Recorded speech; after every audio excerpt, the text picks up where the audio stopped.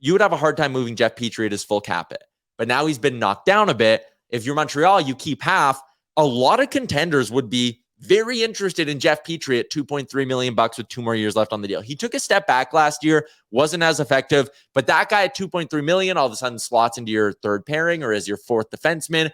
That's a guy contending teams will value. I think he gets you probably a second round pick if you retain 50%. Maybe a second round pick and a prospect, who knows? So what you basically did is you got rid of a bad contract in Mike Hoffman. You took on Jeff Petry, who you're going to be able to retain on and get an asset for, and you got DeSmith in a second round pick and some prospect. I don't know. Good work by the Habs. Second on the list of who did well and everything like that, it's Pittsburgh. You got Erik Karlsson. You had to pay a decent amount, right? San Jose is only retaining $13.04 million, but you got rid of Granlund. Solid. Jan Ruda leaves, but you needed room on your blue line for Karlsson. Who cares? You gave up a first-round pick from Pittsburgh and a second-round pick, but you got a third back. Okay, you got Rem Pitlick, throw him in your bottom 6, but you got Erik Karlsson. And I know people are going to be like, oh my God, Pittsburgh's old. What are they doing? Blah, blah, blah.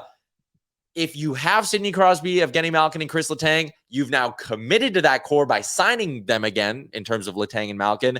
You just got to keep going for it. Like, yeah, they're going to go through a phase where things suck, and they're going to have like 5-6 years where they are brutal. Look at Detroit. Long road of being bad, but what were they doing? And I know people love to rip on the Ken Holland deals he signed. Ken Holland was trying to keep that playoff streak alive. If you're Detroit right now, you're not sitting there going, God, we're so mad we kept our playoff streak alive and went for those cups in 09, 10, 11, those years where they were just holding on. When you have that core, a very special core, you just keep going with it. And I don't think that's a terrible strategy. If you're Pittsburgh in 10 years, if you suck, you're not going to sit there and be like, damn, maybe we shouldn't have gone for it with Sidney Crosby 3 more times. You also owe it to Sidney Crosby to keep going for it with them. So am I questioning the fit a little of Karlsson? Maybe. But the price they gave up wasn't insane. They got out from some bad money in Mikael Granlund as well, which was a former regime's bad money as well. I like the deal from Pittsburgh. I love what Montreal did. I like what Pittsburgh did. I don't hate, but I don't like what San Jose got here.